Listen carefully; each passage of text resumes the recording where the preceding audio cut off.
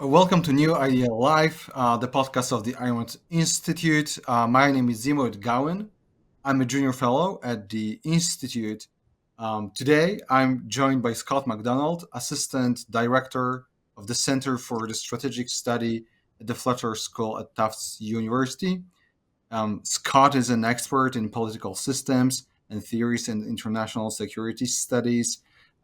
He focuses on current foreign policy of the People's Republic of China. Scott, hi, welcome. Hello, thanks for having me. Yeah, I'm super excited that you are here. It's like your probably third interview for New Idea Live. Well, before we start, there are two disclaimers. So, one disclaimer is that Scott speaks only for himself and not for any centers that he works for. Is that correct? That's correct. My own opinions is what I'll be giving you today. Great, great. And another disclaimer is for our viewers, our audience. So, it's a pre recorded episode. So, if you do not donate anything via super chats, we are very grateful for that. But please keep in mind that we will not be able to provide a live response. So today we want to talk about the relationships between the U.S. and China, People's Republic of China, uh, the U.S. foreign policy, uh, the PRC's foreign policy about Taiwan, from more a philosophical perspective, or at least some philosophical angles, because there's it seems like there's a lot of going on recently. Some people even say there's some kind of a cold war between the US and the PRC. um, and so that is one of the reasons why I wanted to talk to Scott. So let's start with the fact that in June this year, the U.S. Secretary of State Antony Blinken visited the People's Republic of China, and he met with the top officials, including Xi Jinping. Uh, Now it's interesting because it's the first he's the first U.S. Secretary of State to visit China since 2018. Now, one of the things that he said during a press conference uh, back in China is that both the US and PRC agreed to work on stability in their relationships. And it's something that I think Blinken repeated later in July, that basically saying that the US is working on communication with China. So it sounds like uh, they they want to have better relations with China. And so my first question, as a start, what do you think about Blinken's visit? Was it important, and how what does it say about current relations between the US and the PRC? So last time we interviewed you, it was November 2022. It was after Nancy Pelosi's controversial trip to Taiwan. Has a lot changed since? Well, here's a couple questions there. Let's start with the Blinken visit. Was it important? Yes, but not for the reasons that are portrayed in the media, right? It was important Mm. because it confirmed that the U.S. feels it needs the PRC more than the PRC needs the U.S., and that it's willing to come groveling to Beijing for improved relations. What does improved mean? Not antagonistic? I don't know. It didn't seem to turn out that way. Blinken said stable. Is it stable? Are we moving stable? Why does the West think that the PRC wants this? Why does it think that by proving to Beijing that we are needy, that they will be dissuaded from making the relationship antagonistic or continuing that? I think all this visit did was give the PRC a win in its eyes. What did the U.S. get out Mm. of it? That is not going to help the U.S. much, right? I mean, and this is not the only one.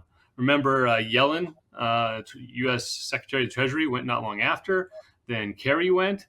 and now the Secretary of Commerce is scheduled to go in the near future. So it's happening over and over again, but it's not getting anything, right? In fact, I think Kerry was basically given the cold shoulder, and Yellen didn't get anything either. But remember that from a philosophical perspective, the CCP sees the international system as properly a moral hierarchy, right?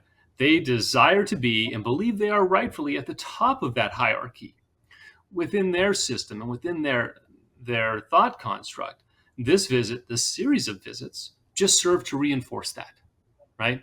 People have to come to Mhm. us, and we will give what we choose to give and withhold what we don't want to give.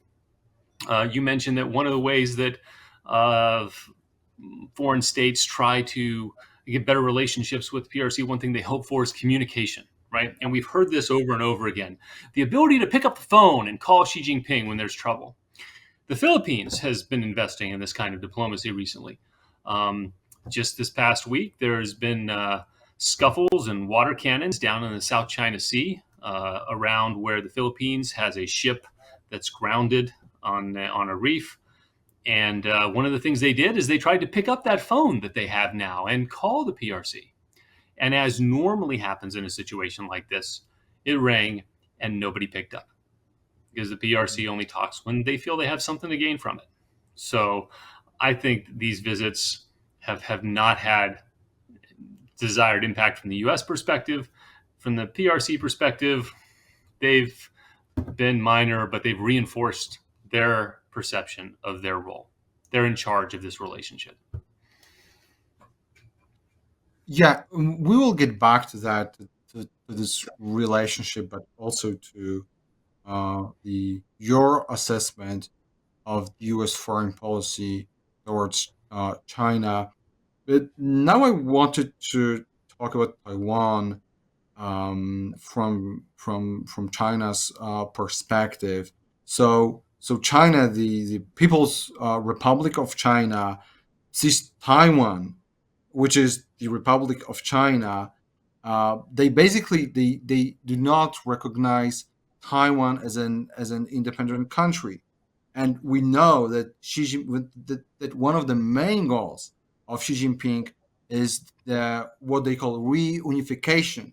Although I remember from other interviews with you that it's reunification is not really reunification from the perspective of Taiwan, but nonetheless, this is how the People's Republic of China sees that.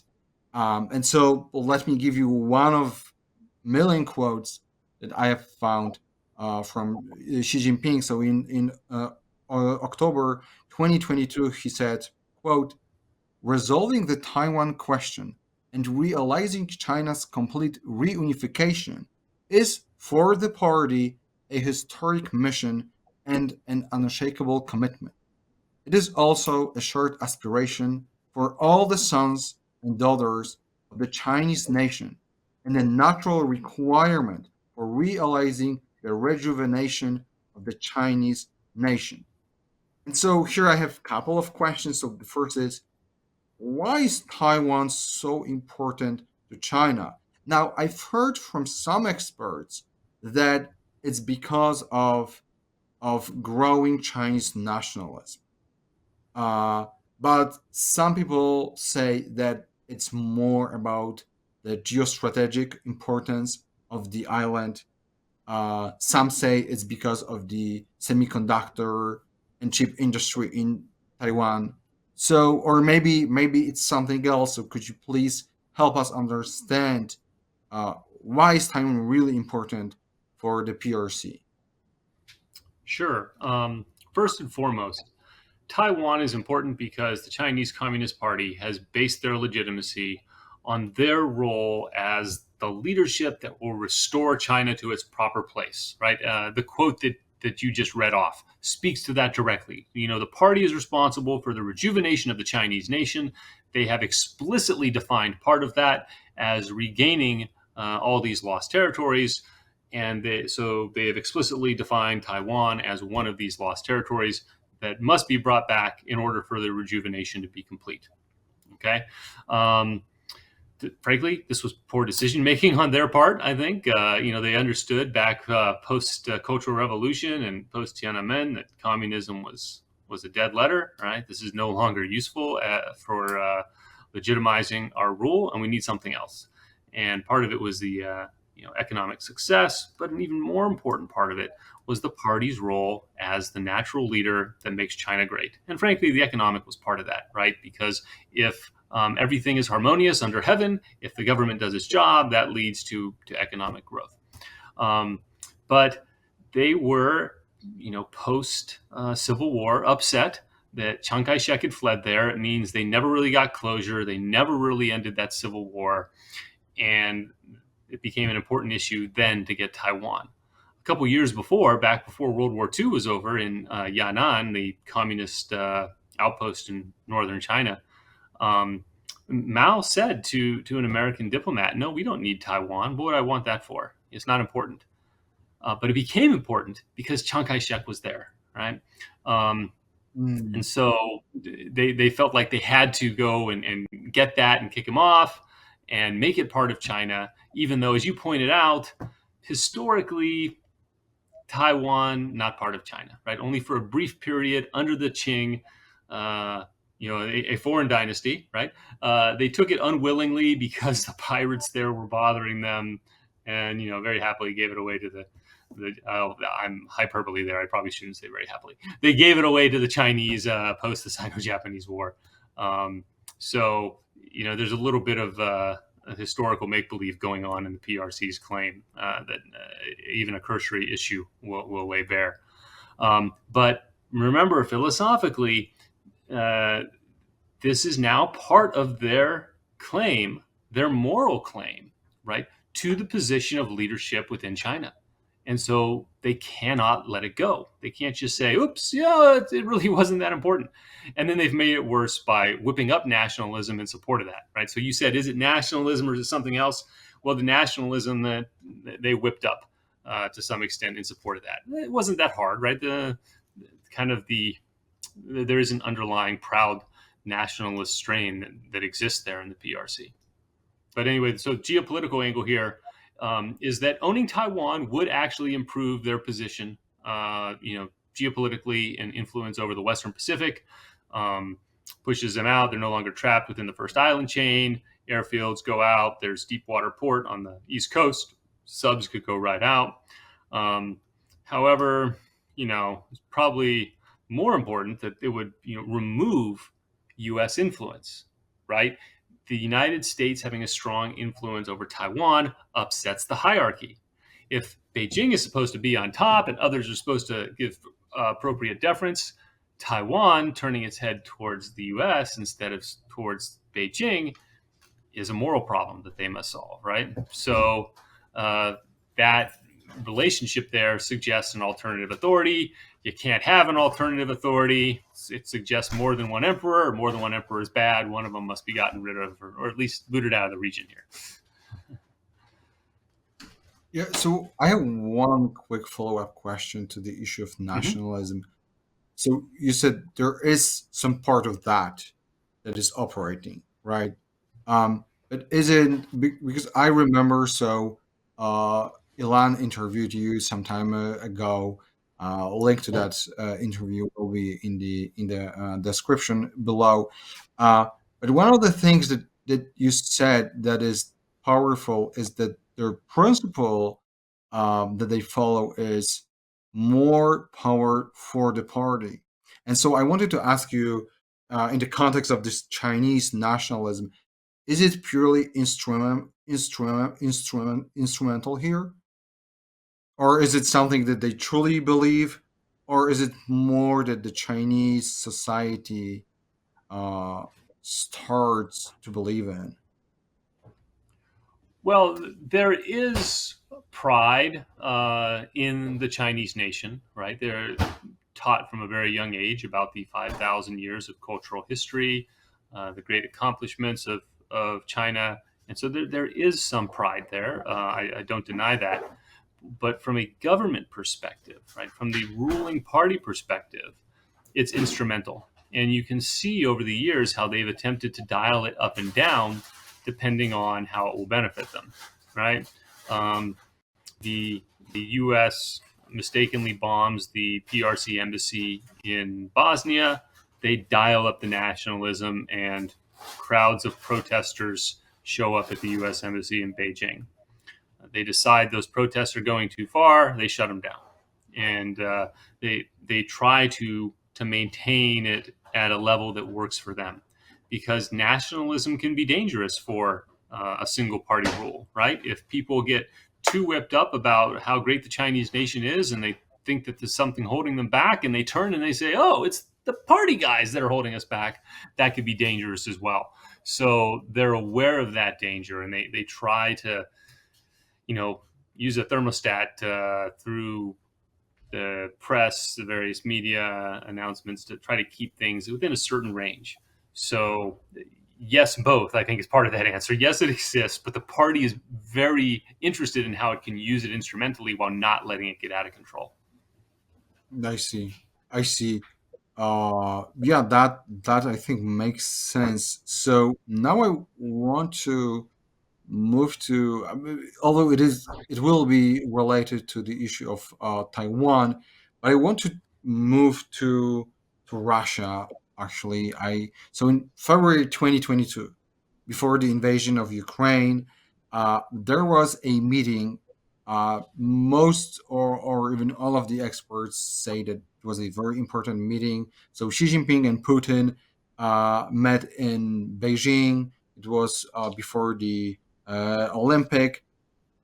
Now, basically, typical interpretation of this meeting is that it was to show the US and other Western countries that the PRC and Russia are basically together and will support each other. Now, some even say, and of course, we probably don't know if it's true that Putin sought Xi's approval to attack Ukraine.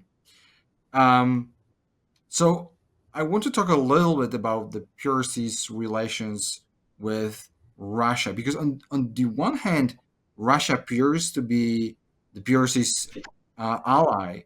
Uh, and so the war in Ukraine, which so far is a complete fiasco, weakens Russia.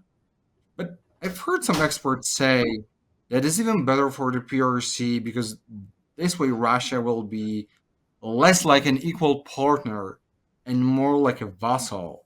On top of that, some people argue that the US is focusing on Europe and Russia now, and not on East Asia, which is good for the PRC, right? So some experts say now the American eyes are more on Ukraine, not on uh, Taiwan.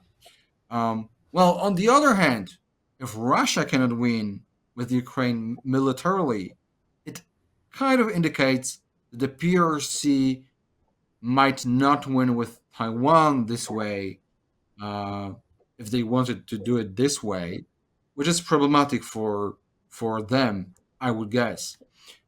So my question, or a bunch of questions, is how do you think that the Chinese officials view the war in Ukraine, and what do you think? What do they think is in their interest? Russia's total victory, partial victory, or maybe they would like Russia to lose the war? Um, yeah. Well, so to begin with, I don't think that Putin is going to be anyone's vassal, right? I'm not an Mm, expert on Russia, but him, I don't think being a vassal of Xi Jinping is where he sees himself going. And regardless of his actual power capabilities, doesn't strike me as the way he's going to choose to behave. So I think that particular argument's overblown a little bit. Is Russia weaker because of what has happened there? Absolutely. They were already a lot weaker than probably even Putin thought he was, right? But and already in a bit of a subordinate's not the right word, I don't think, but the lesser power in that relationship, right? Obviously, their military might is down, their economy has some issues. It's all resource extraction, and some people won't buy from them. The PRC will. So there's certainly some senses in which it's the junior partner. But the war itself, um, first of all, I think the PRC was excited that it might distract the U.S. and the U.S. would get very bogged down in that side of the world and give it more of a free hand. I actually do not think that has happened. Um, the U.S. has tried very hard to remain engaged around the world, including in East Asia during the Ukraine event, the Ukraine war. In fact, there have been several big moves and support given to Taiwan during this time. So I did think, oops, that didn't work out quite as well as we hoped, right?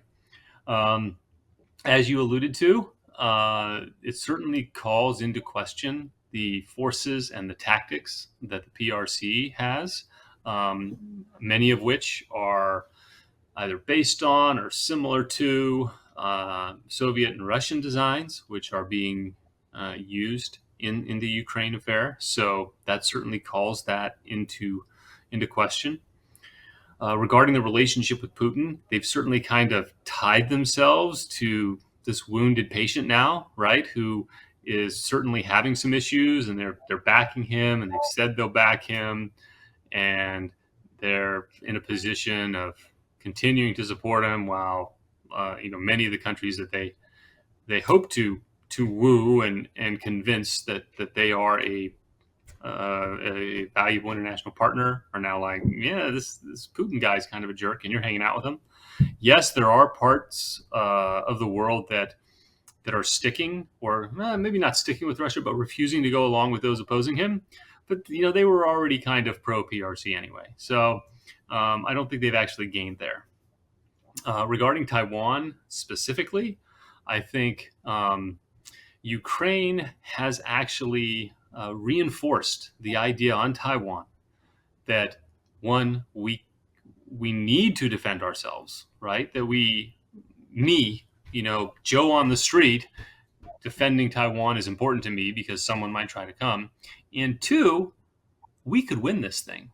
Now, I personally spent a lot of time looking at Taiwan and the military problem. I think that it is a very hard challenge for the PRC. There has been Mhm. concern that the average person in Taiwan had a little bit more of a defeatist attitude. And certainly some Western commentators used to have a fairly defeatist attitude. I think Ukraine showed people in Taiwan, we can do this, right? If they come, we can beat them back. And so that's absolutely not good for Xi Jinping. Yeah, and that is exactly related to my next question, and that is why I also brought up the war in Ukraine. So we know that most Taiwanese people do not want that reunification with the PRC. As far as I know, only about 2% of Taiwanese people identify themselves as just Chinese, right? Most are Chinese, or just Taiwanese.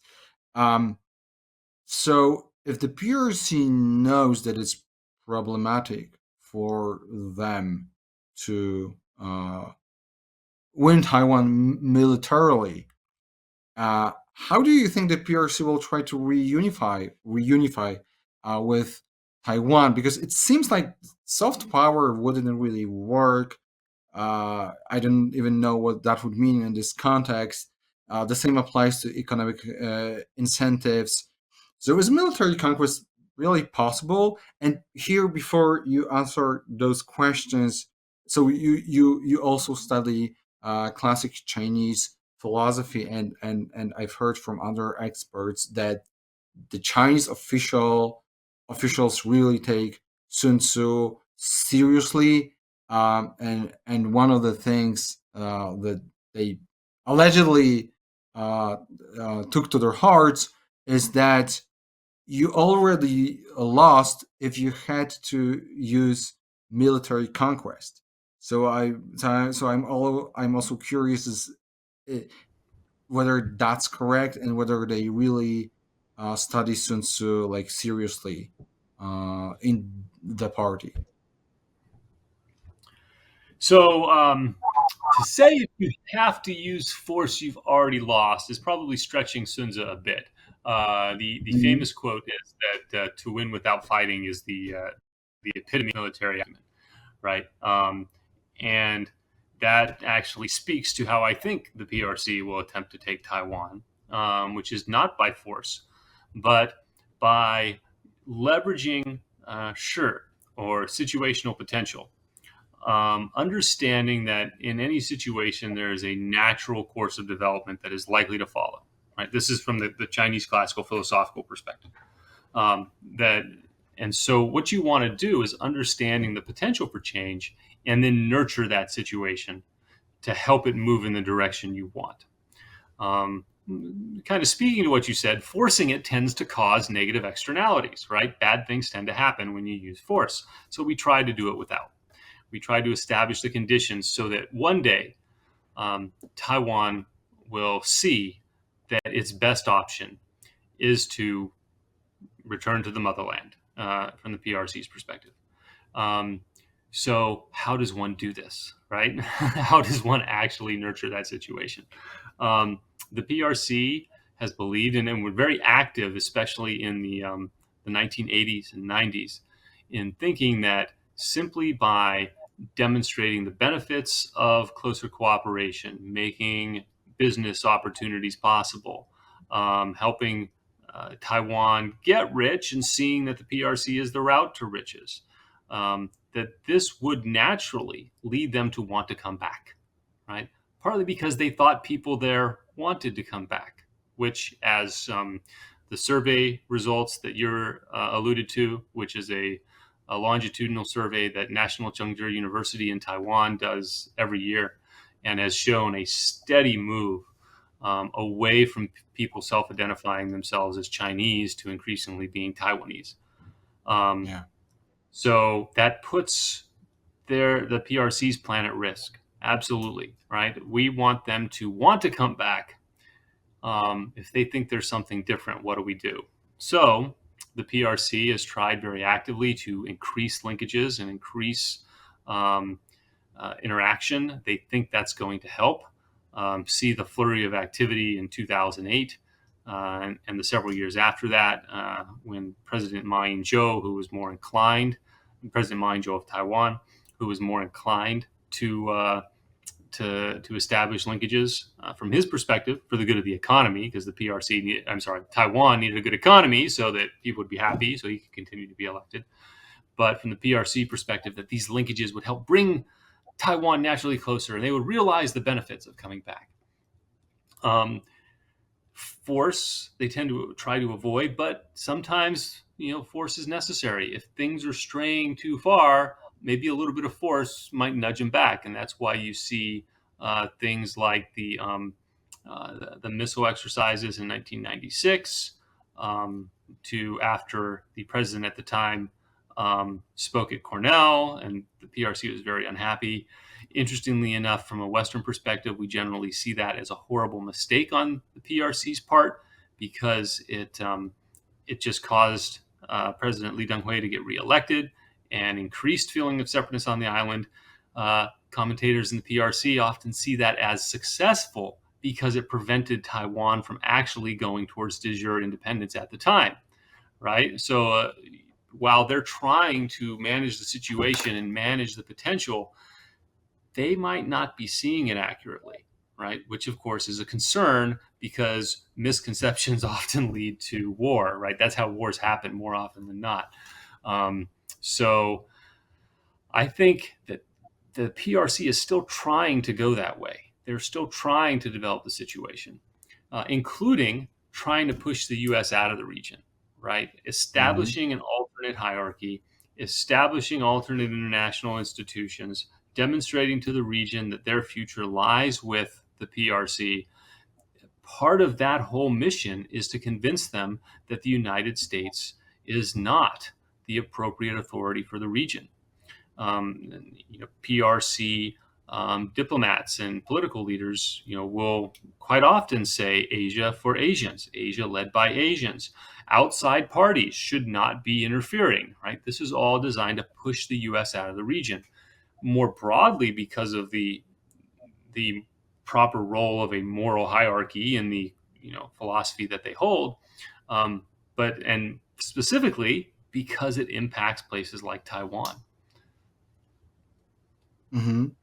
But so I have one follow-up question to this. So what do you think is the probability that they will in any way convince Taiwan to join?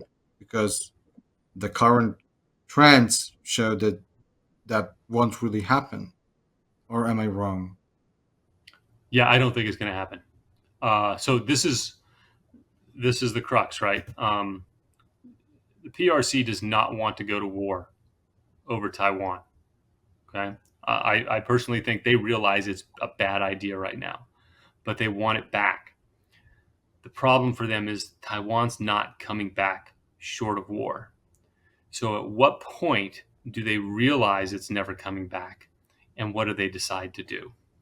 Hmm. From my perspective, the smart thing for the party to do is to start laying the groundwork now for giving up Taiwan in 50, 70 years.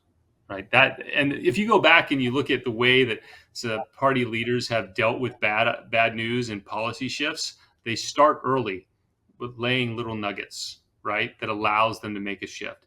They make something up, right? They come up with a reason why certain things aren't good. Famously, Mao had Edgar Snow stand on top of Tiananmen Gate with him as a signal to the people that things might be changing to prepare to prepare the country for his eventual opening to Nixon. Right, a very small little thing that was missed in the West, but seen as important there. So taking small actions now to distance themselves from Taiwan, I personally think would be wise for the party. I'm not saying they're going to do it, but it would be beneficial to them because this place is not coming back short of war, and a war is a tremendous risk to the party's power, right? And they don't want to lose power. So the reason it's a risk to their power is because they've staked their legitimacy on it, and they said, we're going to do this. And that war is more than likely going to fail to achieve their ultimate objective of seizing Taiwan. And even if they can get some intermediate objective and claim success, it's going to tear things up politically, economically, socially, in a way that could absolutely undermine and threaten the party's position. So they need to find a way out of this situation. Okay, great. So I mean, great because uh, It could be very ungreat. Yes, it could be very nasty for a lot of people. Um, so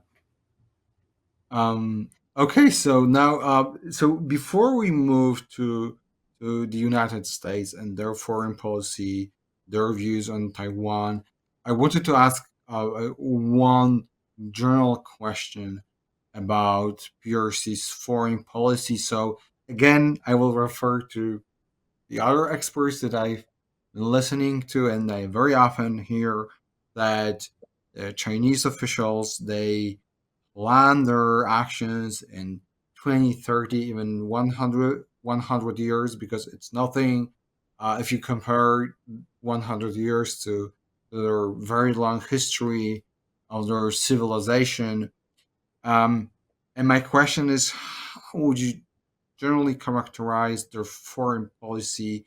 What is their principle? Is it whatever furthers the party's power, or is it some sort of pragmatism, like in America, or maybe something else?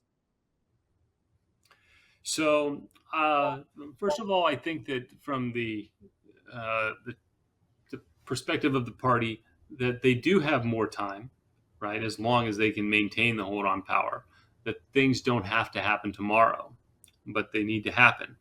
And partly, I discussed about the nature of existence as they see it and the need to develop a situation and nurture potential that reinforces a long term view, right? That you have to intervene early and take your time in order to get the best results. So I have spent a good part of the last couple of decades looking at and attempting to understand the PRC and its foreign policy. And what I've concluded is that the way that they conduct foreign policy is often quite different from the way that we do in the United States, partly because they see the world differently, right? Or as Rand said, because we all have a philosophy, right? We all have different ways of answering those questions. Where am I? How do I know it? And what should I do? And the way that you answer those questions is going to influence the way you understand the world, see reason and knowledge is efficable, and how you should act. And so I mentioned earlier that I think that the thought system in the PRC is still heavily influenced by classical Chinese philosophy. So I've spent a lot of time going back and digging into the philosophy and trying to figure out what someone who understands this, what they will draw out of it vis-a-vis foreign relations and conducting foreign policy. And as a caveat, classical Chinese philosophy doesn't talk about foreign relations, right? Even when you get into politics, applied ethics, it's about China because the world is China. The emperor rules all under heaven, right? And so what you need to do is extrapolate those philosophical principles out to how you view the world to understand how you act in it. And from doing this, I've extracted what I think are 4 principles that help me understand what the PRC is doing. The first of which I've alluded to several times, including in how I started answering this question, and that is potential, right? The Chinese character sure, this understanding that in any situation there is a potential to develop in a certain way, and understanding that change that's going to occur helps you understand existence, but also points directions at how to deal with existence, how to nurture that situation in a way that suits you. The story I often tell is one told by Mencius about the old man pulling corn. The old man from Song saw that his corn wasn't growing, so he tried to yank up on it to help it. He killed it, right? Because you don't help corn grow by forcing it. You help it grow by giving it proper soil and water and sunlight to nurture it towards its natural potential. And so what do I need to do then to nurture Taiwan so that it wants to come back, right? That's why I answered that question the way I did, is because these underlying philosophical principles. And that's the first one, potential. The second one that I think is important comes directly from Taoism, and that is emptiness. This idea is that I'm surrounded by 4 walls and a ceiling. That gives shape to the room, but it does not define its utility. Its utility is the emptiness inside. Okay? And that leads to a couple conclusions, right? First of all, is this idea that things naturally tend towards the empty or the weak. And so water, for example, will naturally flow down and fill in a cavity in the ground. So if I want the water to go a certain direction, what do I need to do? I need to act early upstream where I can change the course of it simply and get it to flow to a different cavity, but it's naturally going to flow down. Another conclusion to draw from this is, what does space mean, right? And when we talk geopolitically, then what does territory mean? What do borders mean, right? And if you look at something like when several years ago, the DF-21 Delta is called the carrier killer, right? The maneuverable warhead on a ballistic missile. And this became a big topic in the security press, and we wrote reams and reams and reams of paper on how to stop this missile system. And this missile system drew a line in the ocean. It drew a wall, and we were hyper-focused on that wall. But from a classical Chinese perspective, the wall just defines the area of emptiness that now has value. So what's going on behind the wall? Stop worrying about the wall. Stop worrying about the missile system. Yeah, you have to defeat it and get by it, right? But you spend all this time focusing on that, you miss what's going on inside. And I give the analogy of the South China Sea where, yeah, they're building some outposts, but what's actually going on inside? They're building sovereignty, right? So understanding the value of emptiness. when they're attempting to fly sorties and sail ships around Taiwan, what are they doing? We're focused on the patterns and the lines drawn by those ships. How are they trying to influence what's going on inside? What's the change that they want to happen in Taiwan? That's where to focus, right? The next is names. Within Chinese philosophy, epistemologically, names are very interesting. On the one hand, they're fungible, right? That you can change the name of something, and the Taoists are very concerned that if you say the name, you're missing something. But everything is defined relationally, right? For both the Taoists and the Confucians, relationships matter, and they determine meaning and ultimately form, right? So the Confucians tell you it's very important to use the correct name, because if you use the wrong name, you're going to behave differently towards the object. And we see in Chinese foreign policy how concerned they are with making sure that people use the correct names, right? That Taiwan is a province, that it's not independent, that Marriott Hotels does not list it as a country on their website, right? That the sea in the South China Sea is territorial waters, which is contrary to UNCLOS, the treaty they have signed, but they keep reinforcing that, because if people use those names, they'll behave the way one's supposed to behave towards territorial waters in the South China Sea, is the thought, right? So also calling people a name, right? You mentioned the Cold War earlier. That's Cold War thinking. You hear that a lot. Nobody wants another Cold War, but if I call what you say Cold War thinking, you're going to recoil. Oh, maybe that's not what I meant. I didn't want to be a Cold Warrior, right? So using names to shape the way people think about themselves, the way they think about the PRC, the way they think about norms and standards. And the fourth principle is hierarchy. Within classical Chinese philosophy, and explicitly Confucianism, the proper social order is defined as a hierarchy. People are in a certain position based on a web of interrelationships that define their place and their role vis-a-vis others. And this hierarchy ultimately ends at the emperor up on top, the son of heaven, who is responsible for ensuring that all under heaven is harmonious, right? And this is not just, hey, look, hierarchy, good, I got the power. No, this is moral, right? From the classical Chinese perspective. This is a moral society, one that is ruled in this fashion. And so they think that it is not just advantageous or pragmatic, but that it is moral that they set up a regional and broader hierarchy with them at the center. Because sitting in Beijing, the cosmological center of the world, and also being more moral and understanding how to live morally than the rest of us, they think they should naturally be at the center.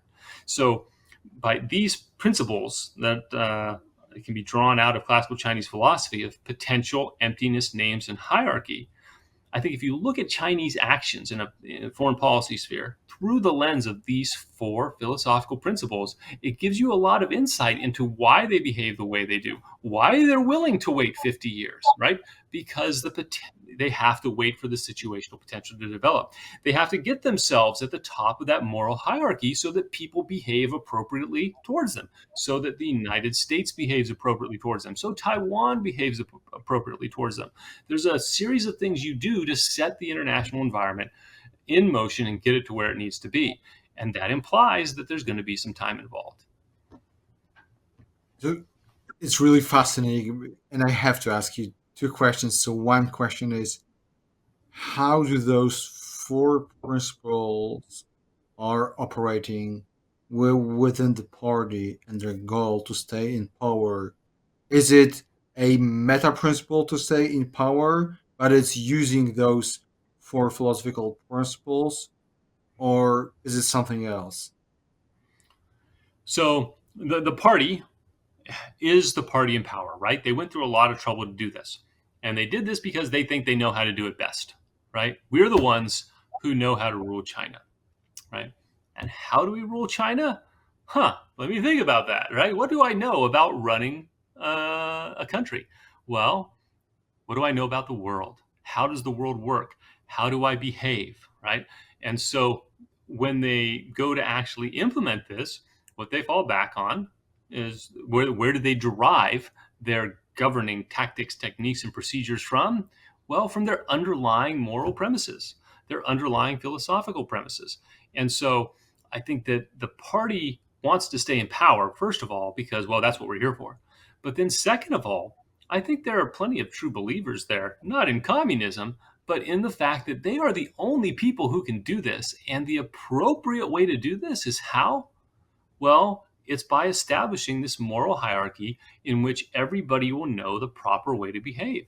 Because if everybody knows their place and they behave in accordance with their position in society, we will have harmony, we will have, successful governance, and things will be right with the world. So I think that there's a mix going on there, but it's because you see the world through the lens of the premises you hold, right? I like to say, especially when speaking to non-objectivists, a lot of your audience are objectivists, so they understand how Rand gets to this point, right? But I like to tell others, well, look, we all have a philosophy. Some of us studied it very carefully, but some of us get it through our teachers, preachers, parents, and peers. And in China, if you talk to anybody, right, whether you're studying it carefully or not, the philosophy that you're going to absorb is based on these ideas that come from the syncretic blend of Taoism and Confucianism that has ruled that country and informed the lives of its populace for 2 millennia. Okay, so that was the part of our interview more about China. Now we need to move on to the US. So, and its relations with China. So China, the PRC is the second largest economy in the world. And after Russia's failure, basically, in Ukraine, they are probably also the second most powerful military in the world. So let me ask you a very straightforward question. Should China be viewed as an enemy of the US, as some people, especially on the right, say? My personal view on this, remember, I was involved directly in foreign policy for several years when the United States has gone out of its way to explicitly not name enemies. Sometimes after 9/11, for example, probably to our detriment, right? Of not actually identifying the enemy. That being said, the United States, for some good reasons, I think, does not seek out enemies, right? We're not looking to label people enemies around the world. We want to have a free and open exchange with as many people as possible. Moreover, the government should not be restricting the rights of individual American citizens to trade or interact with whom they wish without an objective and compelling national security threat.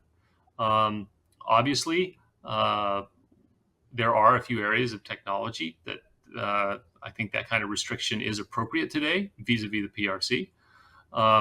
But rather than name them the enemy, just handle the problems.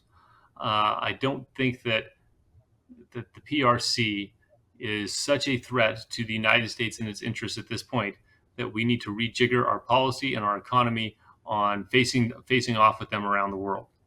In fact, I think that U.S. policy over the last several years has been harmed by the fact that it is focused on countering China, right? Go back and look over headlines over the past 5 years, maybe 10, and see how many times you see articles about how to counter China, how to oppose China, how to react against Chinese doing this and that and that.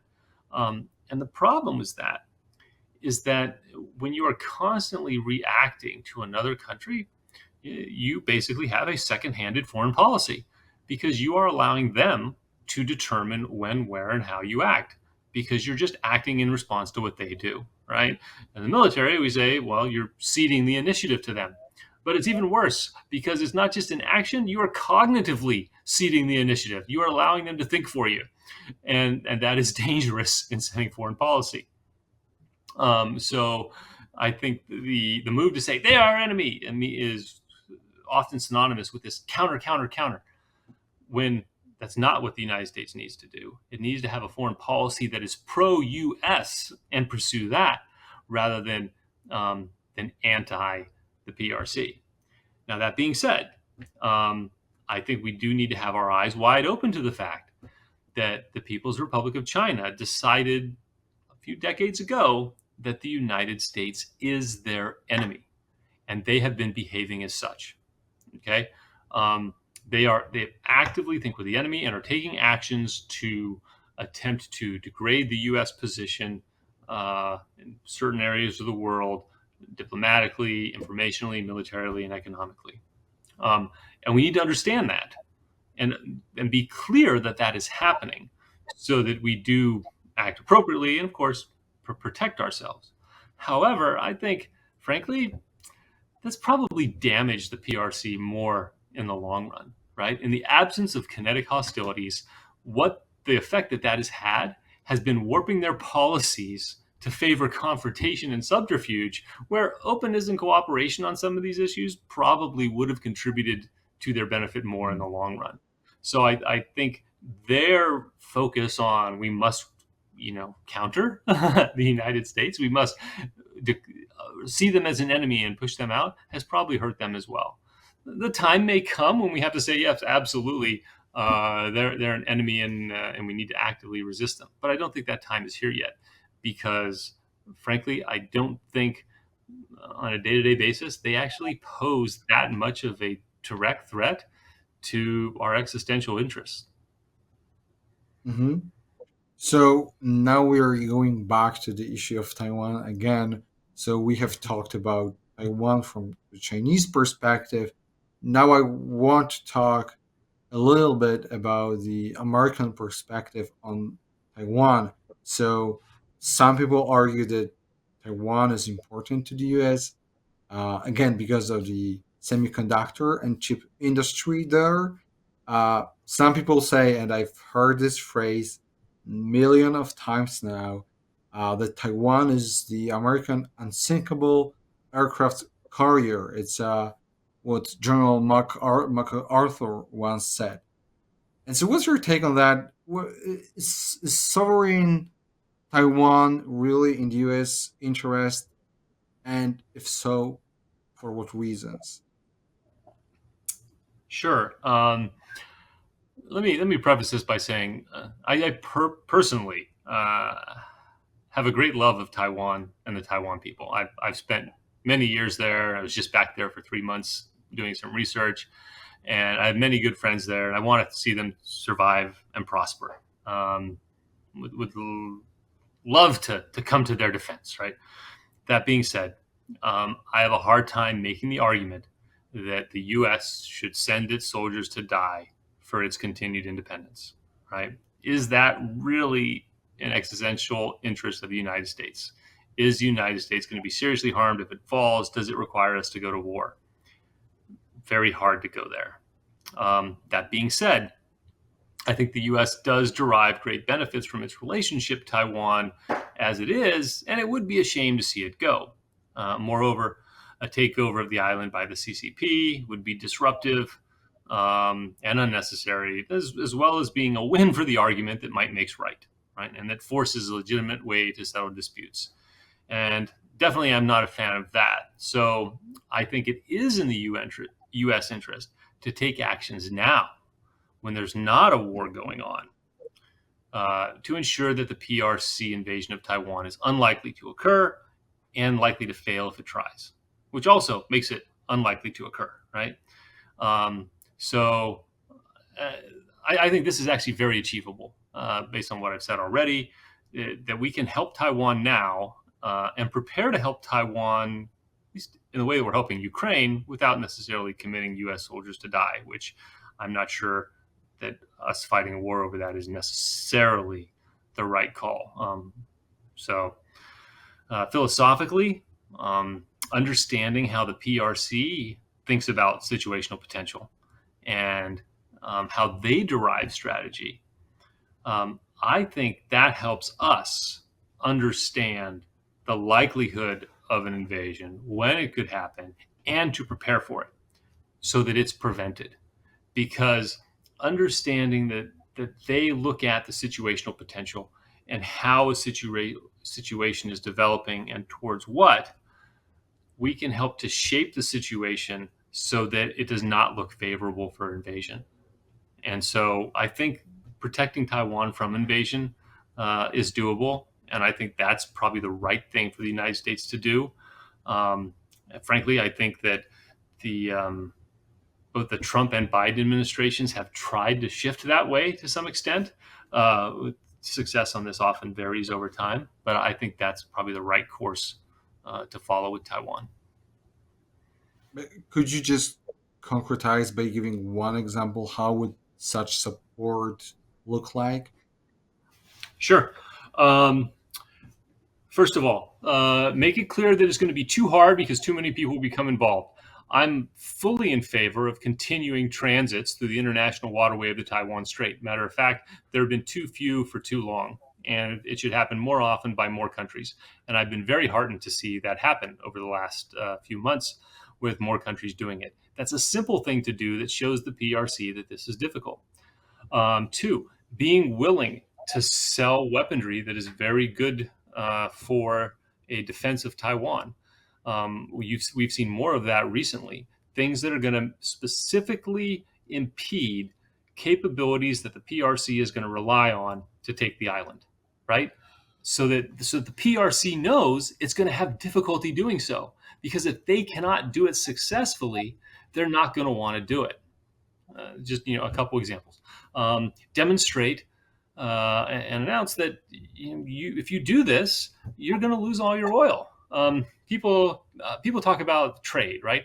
One of the first thing that happens when the PRC attempts to invade Taiwan is Lloyd's of London raises the insurance rate for shipping through the South China Sea and the areas around Taiwan. This will drive up the cost of every container thousands of dollars. It'll also impede the shipments of oil. And people say, well, you can't just go sinking oil ships. No, I can't go just sinking tankers willy-nilly. And why would I want to?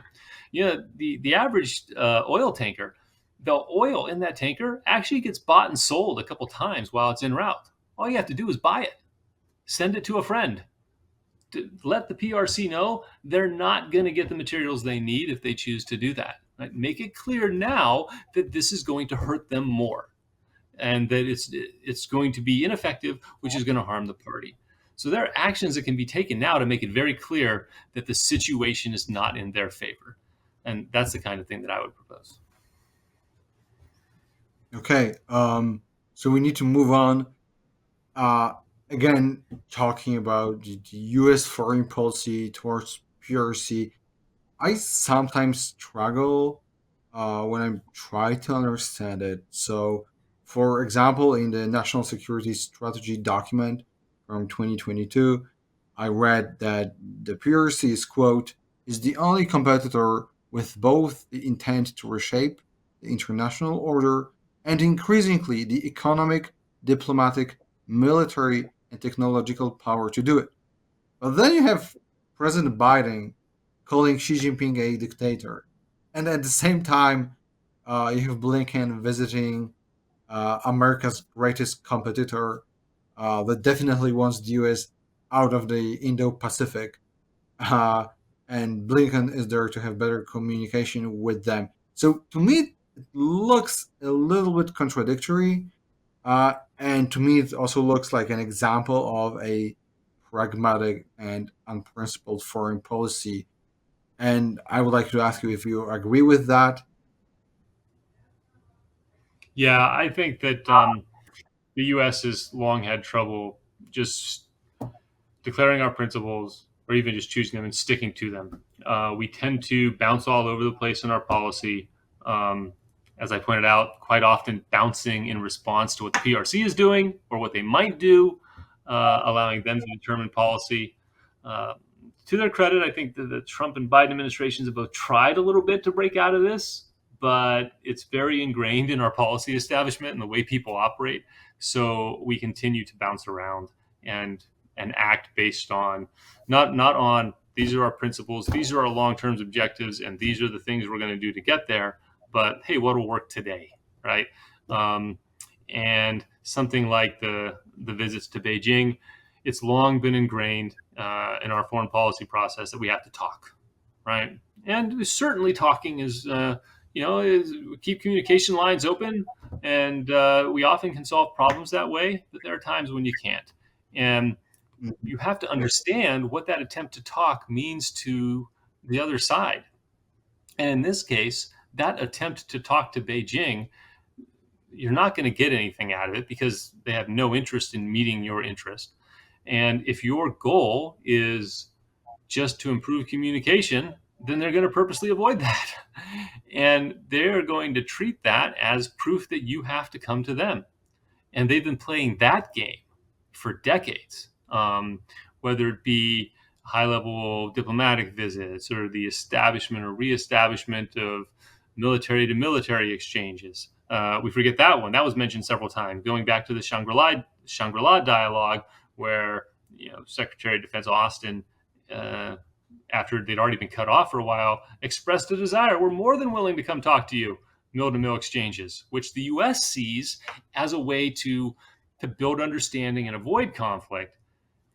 They see it as, oh, the U.S. wants to learn about our military, and this is important to them, so it's something we can use, right? And we're not going to let them have those mill to mill engagements until we can get something for it. We're not going to let them have this meeting until we think we can get something for it. And if we do let them talk, we're only going to give them as much as we think is valuable for us getting or extracting some value out of it. So, but because we're speaking a different diplomatic language, right, and a diplomatic language that prioritizes often, the process of policy over the results, we pursue that process with them while they're demanding results. And because we don't hold tight and fast to our long-term objectives, we just try to do what works, it becomes very pragmatic, it bounces around, and we often don't accomplish as much as we hope. So I will have to skip some questions that I had prepared because we're almost out of time. So I have two other questions. So I asked you before about your assessment of general Chinese foreign policy. So I wanted to ask a similar question about the U.S. foreign policy and where you see when you look at Biden's administration and maybe Trump's administration, do you see any principles that they are following, or is it just ad hoc actions and no long term plans, or maybe it's a mix? So, in our system, since 1986, we publish a national security strategy, which you alluded to. Congress demands it. The original law said annually. We try to do it once a presidential term. And ideally, this lays out the national interests of the United States, which we will then pursue. So we have those. Now they tend to be written somewhat broadly, but protect the lives of and property of American citizens. Check, sounds good, right? And there's a few others that and they all tend to rhyme, if not look exactly the same. Support our values is one of them, but unfortunately, strategies are often written and then put on a shelf, right? But we're supposed to be nesting our actions within those. We have documents that we can use, um, but I think there's a couple things that happen. One, day to day, we just react, right? And we're not always going back to the higher level documents and making sure everything's nesting. Second of all, sometimes those are written kind of broadly, and there's some room for interpretation. And our foreign policy bureaucracy is massive, and not everything is cleared up the chain and make sure that everything uh, is linked and synchronized. And so people do get off course, and those national interests are also then mixed with ideas of cosmopolitanism and the world order, and some conceptions of world order, when it's the one that the U.S. leads and supports U.S. interests, aren't bad. But oh, we need to make sure that the Europeans are happy because X. We start mixing other things in, and we lose sight of why are we doing this, right? support and defend the Constitution of the United States, right? That's all officers in the U.S. foreign policy establishment swear support and defend the Constitution of the United States. And then another problem, of course, is that document has been denuded over time. What is considered proper action by the government has expanded broadly because of legislation that has not been challenged. They drove a semi truck to the Interstate Commerce Clause. They can regulate everything now. And so we now have, large chunks of the U.S. government dedicated to pushing climate change around the world. Yeah. And when you have people doing that on one hand and others looking at how do we secure the rights and property of American citizens, there's going to be conflicts there, right? Because the right answer is not the same on those. And so as we're pursuing many other things, we get confused and we start bouncing from thing to thing, and we stop focusing on this is where we're going, this is what's important, and focusing just on what we're supposed to be doing as a foreign policy establishment in protecting the American citizens from foreign threats.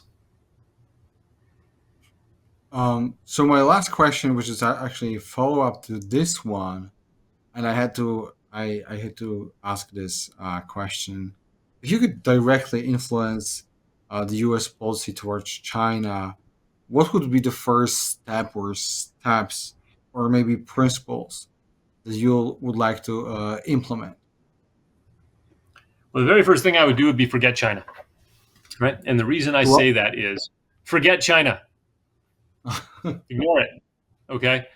Because of this problem that I think I've identified, that we are allowing China to drive our foreign policy by constantly reacting to what they do or attempting to counter their interest rather than focusing on what the U.S. wants, right? So the very first thing we need to do is get back to defining what the world should look like for U.S. interests and then pursuing that. So frankly, I think I do China and the Indo-Pacific.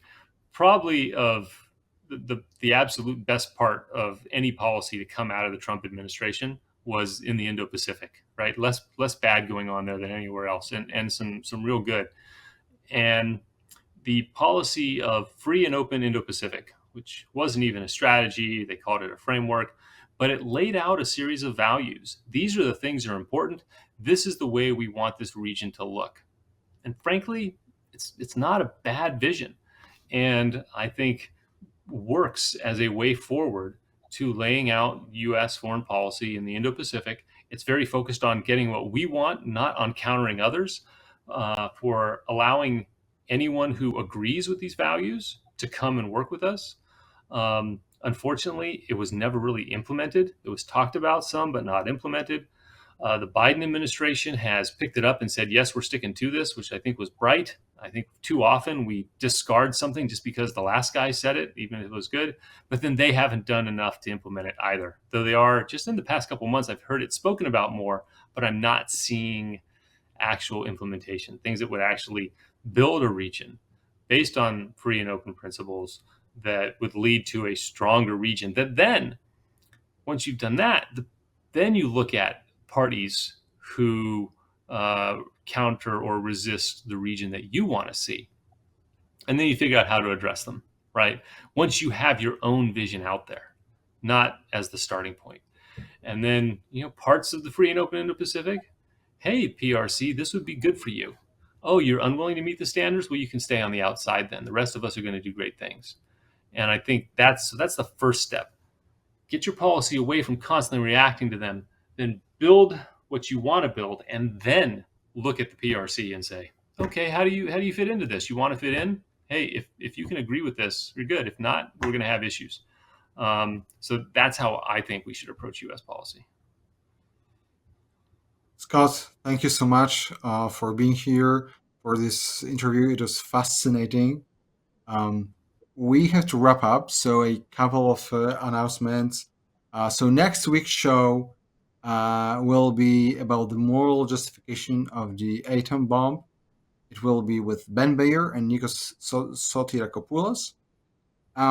Please send us your questions for future Q&A episodes. And if you enjoyed this podcast, please subscribe to our channel on YouTube. Click the bell to get notifications for when we go live or post new recordings. Uh, if you're watching the recording, please like, comment on it, or share the episodes to help attract new viewers. And please consider doing the same if you're watching on Facebook. Now, if you have questions or comments about today's episodes, or maybe you have suggestions for future episodes, please send us an email at newideal@iran.org. We read all of your emails and reply to most of them. So we have to wrap up. Scott, again, thank you a lot. Thanks. I had a good time.